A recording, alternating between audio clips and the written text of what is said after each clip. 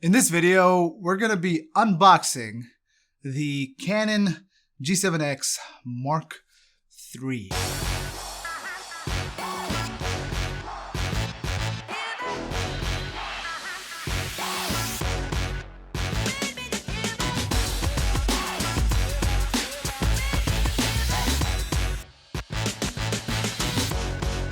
Hey folks, welcome. My name is Belal Khan, and this web series or webisodes or whatever you want to call it, it's all about inspiring you to make your ideas real. And one of the ways that we can be able to communicate and share the ideas that we have in our minds with the world at large is multimedia. Now, there's a reason why I bought a pocket camera. Right now I'm recording on a GH5 from Lumix Panasonic.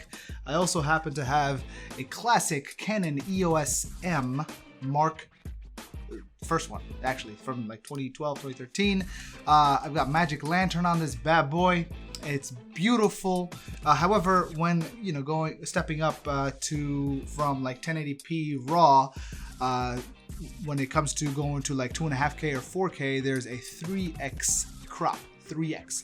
That's 3x that basically gets me to miss out on anything that is beyond just like a neutral field of view. It's very difficult to go wide angle, even if I go with an 11mm lens.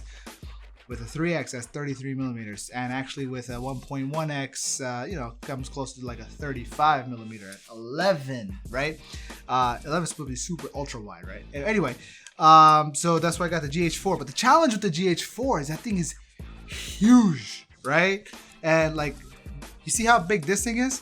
The GH4 is like this big, and so now, for a while, I had the original Pixel 1 XL. It served me really well.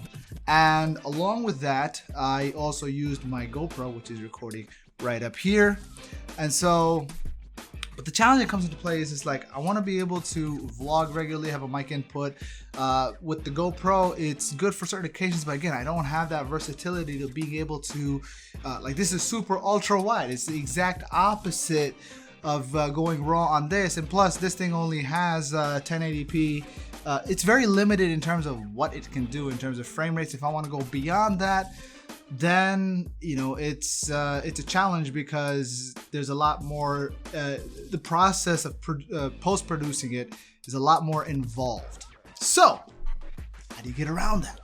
So a big part of being able to, my decision to purchase this is the fact that it's a pocket camera. Now, before I bought this, the idea was, you know what? I'm gonna get myself an iPhone 11 XL Max Pro, Super Max, whatever, right? With the 3 lenses on it. 512 gigs of space on the phone. I got the phone, and now I knew that going into it, I was gonna have, like, it's gonna be different, right? The environment's gonna be different. The process of, looking at different, like in terms of how the phone works is gonna be different. You're going from Android, right, to iPhone. Condition was, I wanna be able to use my apps like I've been able to do before. Even if it's comparable, I wanna be able to transfer files on and off. And so I got the iPhone, and the first thing I noticed was during the transfer process, my WhatsApp conversations, they wouldn't transfer. I'm like, okay, fine, not a problem. I'll deal with it. I'll use my old phone while I'm also using my iPhone. But then the issue came into play was, next was when I plugged it into my computer, I did not have access to any of the root files. I have a weekly habit and process of backing up my phone. So if for any instance my phone gets destroyed or whatnot, everything is already backed up, whether it be my podcast downloads, my ebook downloads, my Audible downloads, all of that is completely, I wouldn't have to start from scratch. Any files I've downloaded, all of that. But I only had access to like one subroot directory, and that was it. I'm like, okay, you know what? Fine, I will concede a little bit. I'll try to work with that. But the real issue came into play was like, and by the way, up until this point, I've already put down another $100 on top of the expensive iPhone that it is to be able to help me transfer the WhatsApp stuff, which didn't work. So I lost out another $100. And then I decided, you know what? Fine, let me find all the comparable apps so I can get started. I got a lot of comparable apps for me to use them with the same functionality, whether it be any kind of media recording apps or what have you. I would have to pay extra and like their subscription stuff. And even then I was willing to put the money down for that. But then there was some sort of double, triple authentication with the payment processing between iTunes and whatever credit card info there was. And in the end, I was just like, you know what? Forget it. Right? And I literally packed up the phone, went back to the Verizon store, and I'm like, yo, I hate this phone. I want a refund. Give me a Pixel 3. And I did. I walked away with the Pixel 3 XL, went home, plugged it in, started my transfer, and within the hour, I was back in business. But as you know, nice as the camera is on this thing, it's still a smartphone camera. And so my challenge was like, I needed something that was pocket friendly.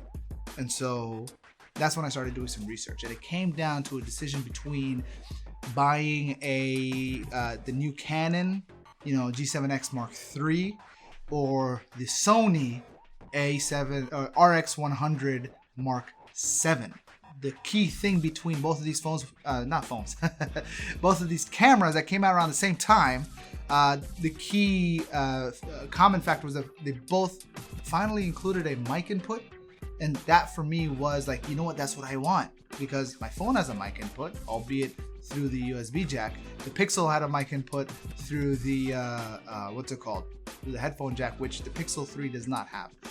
It's all Bluetooth, or you can do it through the USB-C. Now, it became a question of like, which one do I want to get? And when I started doing my research, I just couldn't justify spending $1,200 on the RX100 Mark III.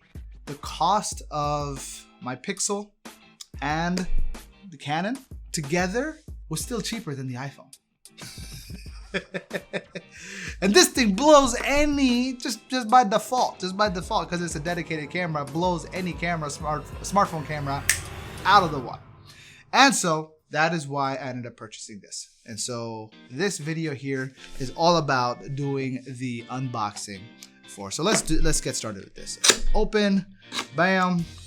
And my hope is I can record my first video as part of this vlog using this camera. So it comes with some limited warranty registration stuff. We've got the Canon Mark III manual, and the first language is Japanese. Then we've got register your product. Okay. It comes with its own battery. Boom. And after that, it comes with the battery charger. Awesome. By the way, I also bought from Amazon a couple extra batteries to go along with this. That comes with its own battery charger as well. So I'm gonna assume that this battery is charged. I hope it's charged. What do we have here? This here. Let's open this up. It is a wrist strap. I might actually use this. And what else? Then we have the actual Canon G7X Mark III camera. All right, what do we have here? It does not come with an SD card. So, ooh, look at that. Boom. So here we got it. This is the camera. This is, oh, that's cool. It so that thing kind of articulates in a weird way. Oh, so if I want to look at it like that, but what? I don't understand. What's the point of that? Okay. One thing I'm noticing that this thing does not have a hot shoe or a cold shoe. Okay, so we've got the HDMI and USB-C connection here, and mic input. Boom. This is what I was looking for. But then the question is, if I got a mic, what am I gonna put it onto? I might need to get one of those cold shoe adapter thingies. Ooh, hey! That's cool. It's got a little flashy flash. Let's stick the battery in here, see if it turns on. Actually, I also have an SD card. So let me go ahead and quickly grab that. Let's plug that in. Let's stick the battery inside. Okay. Boom, in. And then I gotta switch that thing. Okay. And on. Woo, look at that. Set the date. What's the date today? Today is, Alexa, what's the date today? It's Monday, October 21st. So month is 10. Okay, 21st. Is there a video mode? Oh, there we go. So we're in auto right now. So no, I don't know what that is. I think that's the, okay, so let's turn this all the way over to the camera. Boom, now we're in video mode. And so we have servo autofocus. And then what do we have here? Okay, so the menu system is very familiar. It's almost exactly like my Canon EOS M. So we got, you know what? When using this thing, I'm probably gonna go completely auto. Ooh, that's interesting. What does that do? It's doing nothing because it's in auto mode. So auto white balance, yes. Video, autofocus, full HD. Let's go 4K. And ooh, I'm just realizing this thing is, there's no 24p. Oh my goodness, which is fine. Ooh, and it's got an ND filter, right? But movie servo autofocus pause. No, don't pause that. Let's go back to Q. ND filter on. Ooh, look at that. And ND filter off. You know, when I first started playing around with cameras and I saw that there was an internal ND filter, for those of us who are unfamiliar or for the uninitiated, an ND filter is basically like sunglasses for your camera lens. So if you want, oh, look at that, the battery is actually kind of low. So the battery does come, but it's not fully charged. So an FYI, if you want to start using this right out of the box, you might get a low battery warning.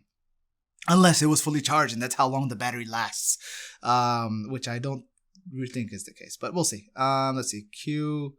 Oh yeah, by the way, the ND filter is basically like sunglasses, and the reason, because there's different ways that you can manipulate how much light or sensitivity in terms of how your camera is used. So one of them, when you're using the camera, is that there's something called the aperture, right?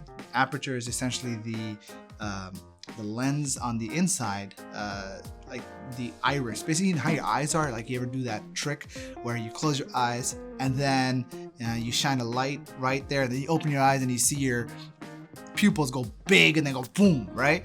So that's basically iris of the eye. Cameras, lenses, they have the same thing, where your iris within the camera, the wider it is, the more open it is, the more it's trying to capture as much light as possible. So typically in a dark scenario, you want the iris to be wide open. In a light scenario, you want the iris to be closed. However, there is a side effect. When your iris is closed, then everything tends to be in focus. But if your iris is wide open, then there's the depth of focus, or the depth of field in which you can see. Like even right now in this video, you'll notice that there's a little bit of a blur, like my hands are kind of out of focus, and then as my hands move back, they come into focus, and as my hands go back further, they go out of focus. So because the iris, or the aperture as they call it, is a little bit is actually a little bit wider open. And so, so the more wide open you get, the narrower that field of focus tends to be. So that's one way. The other way that you can do it is through your shutter, in terms of how quickly the, I guess the old school cameras, they had like a little shutter. It would always stay open and go, right? And then each time, like the light would come in to expose the film. But now you got like an electronic sensor in here, and there's some sort of, I guess, mechanism. So it's a question of electronically, how many times is the thing opening up for your video to be effective, or to come out. Now the faster aperture, or not the faster aperture, but faster shutter speed. So if you're like this, right, then you're gonna get a lot of different motion blur. But if it's really, really fast, then you're gonna have like this jaggedy look, what I call the gladiator effect. You ever see the movie Gladiator, where Maximus is going out there with his sword and it's just really like it has this jagged effect. Here's an example of this from, like, I shot a video yesterday at the Houston BJJ tournament when the shutter speed was really fast, and it kind of gives us like the whole. I personally find it really cool, like when they get the high shutter speed effect, especially in an action case. Whereas in everything else, it just kind of seems unnecessarily jarring. But anyway, so that's what the shutter speed does. And the third factor is your ISO settings. ISO comes from like old school film stuff. So like with film, the whole idea was you wanted to, like, if a certain film was rated for a certain ISO setting, that means if you go like higher ISO films, I guess, had more noise or whatnot.